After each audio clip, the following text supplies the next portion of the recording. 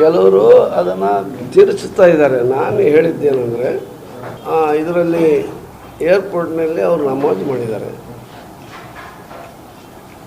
ನಮಾಜ್ ಮಾಡಿ ಯಾರಿಗೂ ತೊಂದರೆ ಆಗಿಲ್ಲ. ಅದರಿಂದ ಏನಾದ್ರು ತೊಂದರೆ ಉಂಟಾಗಿದ್ರೆ ನಿಲ್ಲಿಸಲಿ.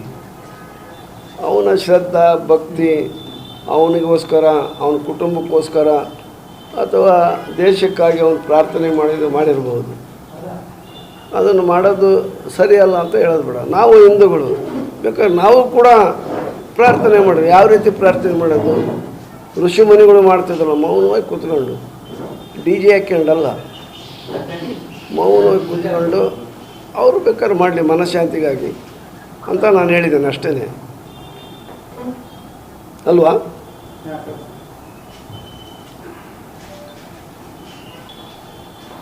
ಹಿಂದೂ ಧರ್ಮ, ನಾನು ಹಿಂದೂನೇ. ಹಿಂದೂ ಧರ್ಮದವ್ರಿಗೆ ನಾನು ಹೇಳಿರೋದು, ನಾವು ಅವರಲ್ಲಿರ್ತಕ್ಕಂಥದ್ದನ್ನು ನಾವು ಹಂಗೆ ಮಾಡೋಣ. ನೀವು ಪ್ರಾರ್ಥನೆ ಮಾಡಿ, ಮೌನವಾಗಿರಿ, ಮಾತಾಡ್ತಾನೇ ಇರ್ತೀರಿ. ಅವ್ರು ಯಾವ ರೀತಿ, ಈಗ ನಾನು 75 ವರ್ಷದವ್ರು ಕುಂತ್ಕೊಂಡು ಎದ್ದೇಳೋಕ್ಕಲ್ಲ, ನನಗೇ ಆಗೋಲ್ಲ. 71 ವರ್ಷ ನನಗೆ. ಅವ್ರ ಹತ್ರ ಅವ್ರು ಏನು ನಮಾಜ್ ಮಾಡ್ತಾರಲ್ಲ, ಕುಂತ್ಕೊಂಡು ಎದ್ದೇಳಕ್ಕೆ ನನಗೆ ಆಗೋದೇ ಇಲ್ಲ.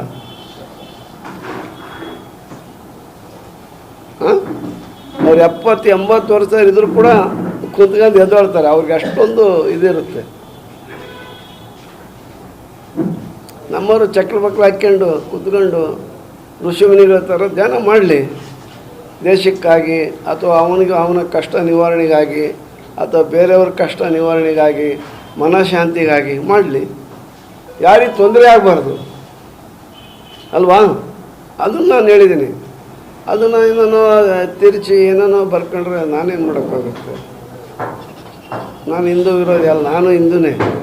ಬೇಕಾದಷ್ಟು ಜನ ನನ್ನ ಸಮುದಾಯನೂ ಇದೆ, ಹಿಂದೂ ಧರ್ಮದಲ್ಲಿದ್ದೀವಿ ನಾವೆಲ್ಲರೂ.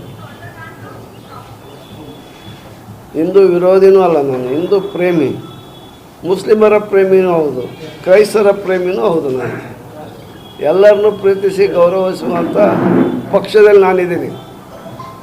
ನಾನು ಎಲ್ಲರನ್ನೂ ಮುಂಚಿನಿಂದಲೂ ಗೌರವಿಸ್ಕೊಂಡು ಬಂದಿರತಕ್ಕಂಥದ್ದು.